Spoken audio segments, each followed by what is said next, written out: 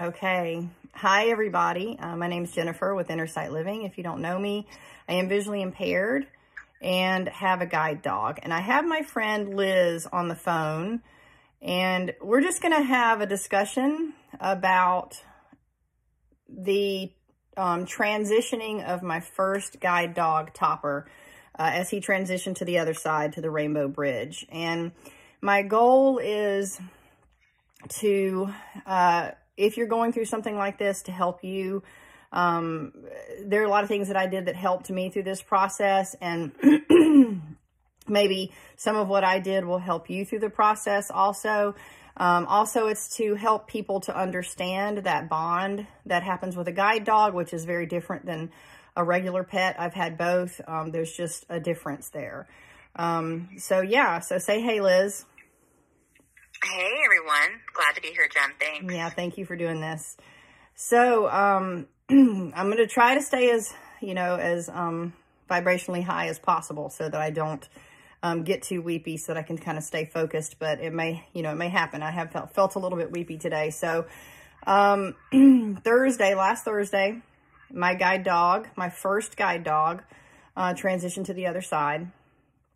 And his name was Topper. His public name was Frank. If you want to know why guide dogs have two names, that's another video. You can find that on my page. But I became legally blind in 2009, and I worked as a paramedic before that and a personal trainer. I became legally blind from autoimmune retinopathy and lost my entire life, my career, everything, and had to rebuild my life. And part of that was deciding whether or not I was going to have a guide dog. I didn't think I needed a guide dog or wanted a guide dog or could use a guide dog appropriately. But my longest friend and BFF through middle school and high school actually ended up working for Guide Dog Foundation, her and her mom. And of course, they convinced me that I needed a guide dog. So I applied and I got Topper from Pilot Dog in Columbus, Ohio. And he was a blue standard poodle. And I just wasn't fully prepared for what that bond would be like and what that experience would be like. It's like nothing else. They actually become a part of you. They become a limb, basically, and like your souls come together. So when it came time for Topper to cross over, I didn't think I'd survive it. I mean, I was just like, I don't know how I'm going to make it through this. And so he started getting closer and closer to the time of crossing over.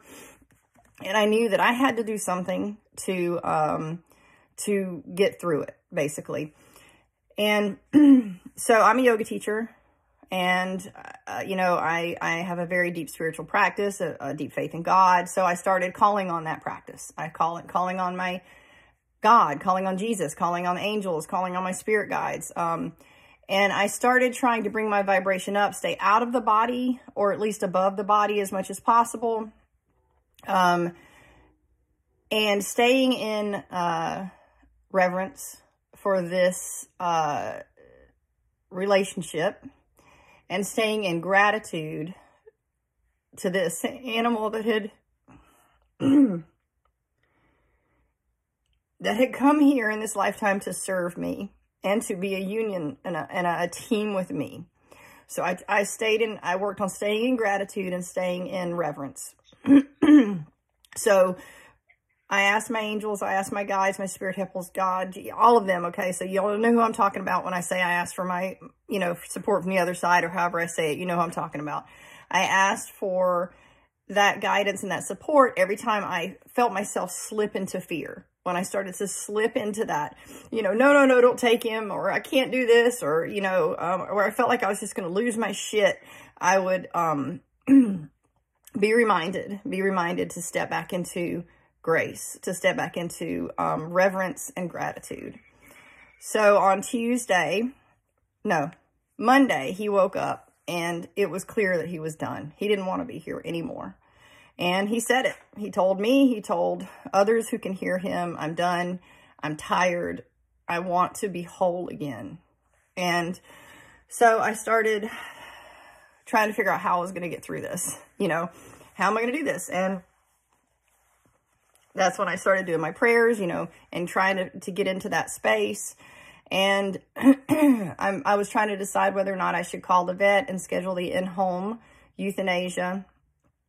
And so I asked for a sign. I called all everybody again, and I said, give me a sign. And I said, and then remind me that this is my sign, because I'm going to dismiss it, right? I'm going to say, oh, no, that's not it. I'm going to dismiss it.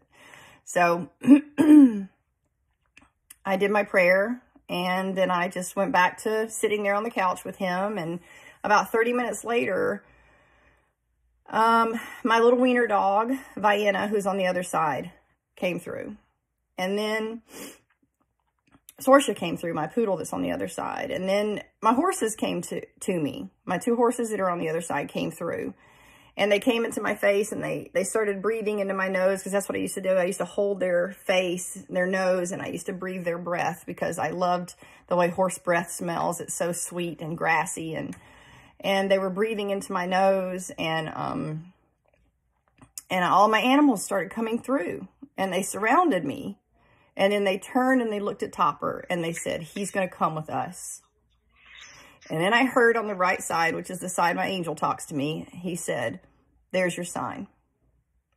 And so I knew at that moment it was time to call the vet. I called the vet, and I scheduled the session for Thursday. So I started Thursday at 2 o'clock. I started calling everyone. I put out on social media that Topper is ready to cross over, and I'm giving him permission, and that if you want to see him, that you need to come by and see him. And then we decided to go ahead and start telling him how, you know, grateful we are of him and his hard, you know, all the hard work that he did, and how he did such a good job. And he was such a good boy. And he meant so much to so many people. He was the first guide dog that a lot of people ever knew or ever saw.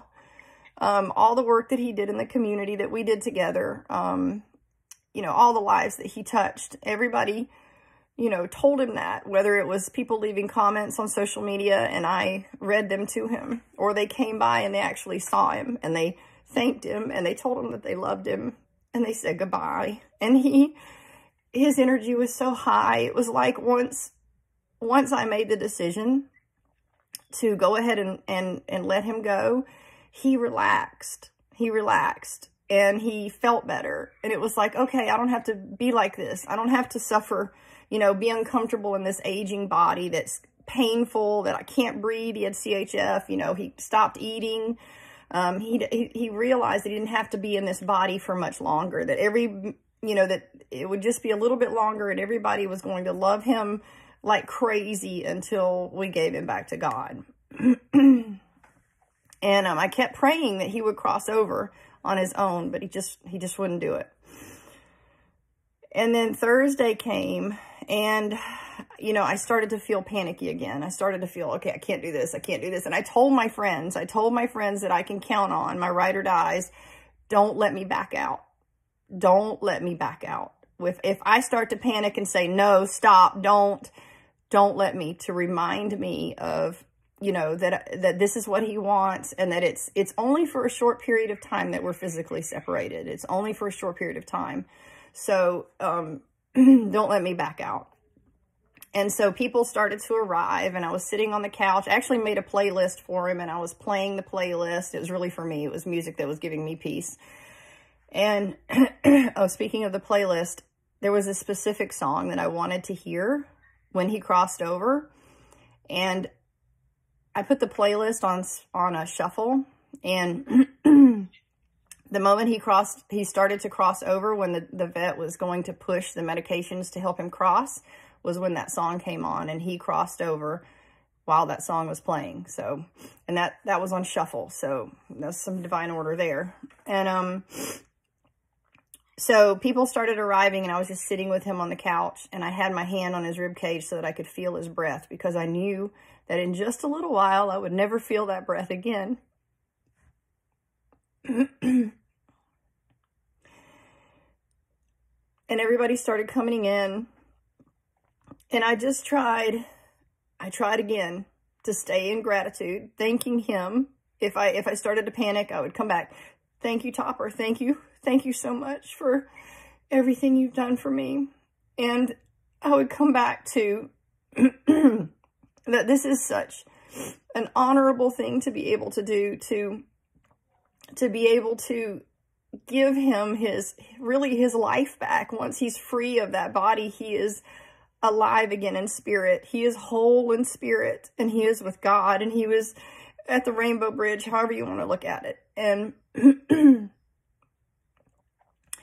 and I kept going, trying to bring myself back that, you know, this is what he wants, and this is the right thing to do, and this is a blessing that I can do for him, that I can give him. He's given me so much, I can give him this. And I stayed there until the vet came. And then when the vet got there, I felt myself pull back into my body, and I felt the fear happen. I felt it go right, you know, into the fear areas of the body, the kidneys and the gut and things like that. And then I had to stop myself because I started to cry, and I was like, no, stop. Focus, you know, and come back. And I had my angels pull me back, and, you know, my spirit guides pull me back. And, you know, I came back into reverence and gratitude. And then the vet was wonderful. She gave him sedation, and then we moved him to the bed in the living room. I had brought his big bed out into the dining room, and moved the table, and we were all surrounding him, and I sat down on the bed with him, and I held his head in my lap, and I put our noses together, so we were nose to nose, and I could feel his breath, and he could smell me and my breath, and, you know, we could be there with each other. And I just told him, thank you. I told him, thank you. And that I give him back to God. I give him back to God because God gave him to me. God gave him to me, no doubt. And I give him back to God. And I kept my other hand, my right hand, on his heart, so I could feel his heart and I could feel his breath. And the song came on. And she pushed the first medication, which was propofol, which stops the respirations. And I used to be a paramedic. I know exactly what it does. And I felt it. The respiration stopped. And life travels on breath, right? Prana. All religious belief systems say, you know, life travels on breath. When you take your first breath, that's when life begins. And his breath stopped. And when his breath stopped, his heart was still beating. But I saw and I felt his spirit jump out of his body, leap out, like not float up like other spirits that I've seen leave, like my grandma and things like that. He leapt out of his body and jumped in front of me and was young and was fit and was so happy. He was so happy. And that's when I looked up and I saw him. And I said out loud, he's so happy. He's so happy. And his heart at this time was still beating. And he started running through the living room, back and forth. And he was showing me how fit and healthy and strong and happy he was. And then my friend was holding my other guide dog, Gabriel, who is my new guide dog that I had just gotten in February, so I haven't even had him a year. And Gabriel began looking back and forth like this. And I didn't see that because I was paying attention to Topper, and I was paying attention to our moment and staying present with us. But later, everybody told me that they saw him looking back and forth like he was watching something. He would stop and look, and then he'd look back, and he'd watch something, you know, so they saw it, and he saw it. He saw Topper. And then she pushed the other medication that stopped his heart. And I felt his heart stop in my hand. And when I felt his heart stop, he came over to me and he put his head against my cheek. And he said, thank you. He said, thank you. And he showed me how healthy and strong he was, or is, how healthy and strong he is. And it was like, there was like almost no pain in my body. There was like, I was sad and I think I was traumatized, but it wasn't. It was like, once I saw him free and feeling good, all of that fear went away. There was no more fear. And I was holding his body that, you know, had given me so much, but it was okay. You know, it was okay. And,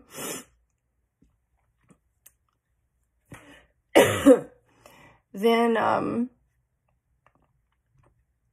we did a paw print, which I have, and clay. And in a little while, when I felt I was ready, I continued to pet him for as long as I could. And then I was ready. We carried him out and, buried him in the backyard. And I used my hands and I covered his body, with dirt. And then I let my husband finish the burial. And, I felt like the rest of the day, there was definitely some shock, but I felt like, a vibration, like I was vibrating, and like I was completely present and very connected. Very connected. And I saw him. He was there with us he didn't leave. He stayed with us. And then Gabriel was not very happy. He was a little disturbed by what had happened. And I think it was probably his first time ever seeing an animal cross over. So, you know, we talked to him, we tried to comfort him, and I decided, let's take him to the pet store and get him some new toys. And so as I'm getting ready to leave the house, I'm standing in my bathroom and Topper comes in, Spirit, and puts his head against my leg on the right side. And I'm trying to remember exactly. Liz, do you remember what he said? I can't remember it exactly. Do you remember this part? I can't remember exactly what. Okay, I'm going to try to remember and then see if it triggers. Because he said to me, look, mommy, or mom, look at how healthy I am and how strong I am. I'm so happy. Thank you. And I said, okay, I have to back up a little bit, because back when he had talked to an angel or an animal communicator a few years back, he said, I'm not his mommy, that I'm his puppy. And that because you have to take care of puppies, because he was my guide dog. And so I was his puppy to take care of. And so he always called me his puppy. Okay. So he says, you know, see me, mom, I'm healthy, I'm strong. Thank you. Something like that. And I said, oh, I'm your mom now. I'm not your puppy anymore. And he said, puppies can't do what you just did for me. Only moms can. And it was just, it was happiness. It was happiness. It was like, I wasn't sad. I wasn't sad. I was shocked, and my nervous system was a little something, you know, but I wasn't sad. We went and we took Gabriel to the pet store. He picked out some new toys. We came home, and his little sister, Marigold, she got a new toy also. We picked out for her. Yeah, and I was really tired, and I fell asleep early, but then I woke up at like midnight and I couldn't sleep. So I took a hot bath, Epsom salt bath, and I found a podcast. It was Duncan Trussler's podcast. He was speaking to his meditation teacher, and they talked about Buddhism and meditation. It was perfect, because a lot of what was going on in my head and in my energy, they kind of talked about in the podcast. So it was a very good mix for my energy at the moment. And that was it. And I haven't, you know, it's like I have some sadness, and my nervous system feels raw. Like I don't want to talk to anybody that I don't know. I don't want to talk about anything that I don't want to talk about. You know, it's like I can tell that I don't have a lot of patience and a lot of energy, but I'm not destroyed like I thought it would be. And I really think it was because, well, for one thing, my spiritual practice, but my preparation, my leading up to the crossing over, my intention to stay in gratitude and to stay in reverence for him, for his life, for his energy, for his body, for everything that he'd given me, to remember that this was sacred. This moment that I was able to give him back to God is a sacred, sacred moment. And to be thankful for the ability to do that. And so I wanted to tell that story because if you're going through it, if you know someone that's going through it, maybe, hopefully something in my story will help you. Did I forget anything, Liz? Well, no, but I want to reflect on the fact that when I called you Sunday night and we had a talk, what struck me so much was how much thoughtful preparation you put forward into Topper's crossing over. It really struck me because at the end, he was so joyous. And it made me wonder if we don't look at this all wrong sometimes. We look at the crossing as a parting versus a new beginning versus a birthing. Yeah. And that's really what it is. And I asked you, if we approached a human crossing over or a beloved pet crossing over, if we approached that the same way we prepare and approach and celebrate the birth of new life, I think we'd have a completely different perspective. And we got to really talking about that. And that's the conversation that you and I had Sunday that I thought was so powerful. Yeah. And I think that's the key is, for one thing, having that belief in the other side. And if you don't have that belief in the other side, I don't know what, you would use to, to help you through this. It's, maybe on a day when my brain can expand more on that, we'll discuss that. But, definitely, I think that we should be able to, think about it more like that. I wish that we did, I wish we did it more with people. And every time something like this happens to me, it brings me back. It honestly, this is what makes me feel alive because, great love, great joy.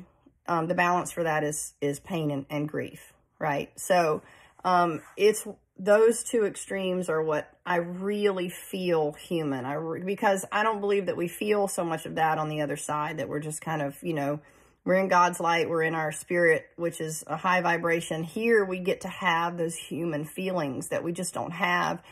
And, and I think that, if we did focus a little bit more on the, that we're just going back home, we're just going back home. That's where we come from in the first place. We're just going back home and it's only for a little while. It's only for a little while and we'll be back together. Well, and if you also reflect, and many faiths believe in the power of resurrection, whatever faith you believe, the story of resurrection is an eternal one. That's really what Topper did. He moved on to his next place. He is reborn into a place. We're taught that. We believe that. And not everyone believes that, but I think that what we can all agree on is that the healthy approach in a lifting and high vibration approach is to celebrate the crossing way that brings joy. And it is traumatic because, while just even welcoming a new baby is traumatic, it's traumatic to people who didn't birth the baby as well as people who did birth the baby. Yes. birth is traumatic for everyone in a most beautiful way. And this is just another type of birth. Yes. And I think that when I was listening to you, I just felt so strongly that you jumped into something. Yes, and I mentioned too that in a lot of the songs in the playlist actually talked about life. They actually talked about taking breath and taking the next step in life, and I am alive, and yeah, you know, and a lot of it was talking about that. And to me, it felt like pure life, giving him pure life. Here in the human body or the dog body, we have restrictions, right? We have restrictions. And we have limitations, and we have different energies pulling against us and pulling on us. And I think that once we are freed of the body, that true life is happening. True life is happening. And so when you put forward all that preparation, what it really did was what Topper suggested, you know, what Topper said to you. It was something that truly only that deep love of a mother or of a parent, a mother or a father, or that type of figure, that deep emotional bond, that unconditional love. Only a person with that deep unconditional love can truly do that. And that's something I think we can all strive to and strive towards, is truly loving unconditionally enough to prepare for a crossing in a beautiful and positive way versus trying to hold somebody back. The amount of grief that you're putting that other party through with your grieving and holding on to them probably doesn't prepare them in the best possible way for this next experience. Yeah. And that's another thing you and I talked about, is like, imagine how much better prepared Topper is now. Yeah. For his next step because of all that effort you put forth. Yeah, and I think that that's why he just jumped out of his body, because it was like we had prepared him, and he knew that I was going to be okay, and he knew that I had prepared myself for the release. And so I think he was just like, all I needed was to stop the life force, the breath, stop the prana. And as soon as the prana stopped, I can jump out. And I felt like he had, like you said, he'd just been made ready. And he didn't, and he leapt out, as you said, he leapt out with joy. Yes. And imagine if you hadn't done this preparation, he might have left with reluctance. Yes. And not faced this new beginning with positivity, or as much positivity. You know, I mean, Topper always did have the lightest of hearts. Yes. So I think he was always going to approach things with a positive tail wag. But yes, it just seemed to me that you just gave him permission to be utterly joyous about his new beginning. Yes. And that is just such a positive thing to do.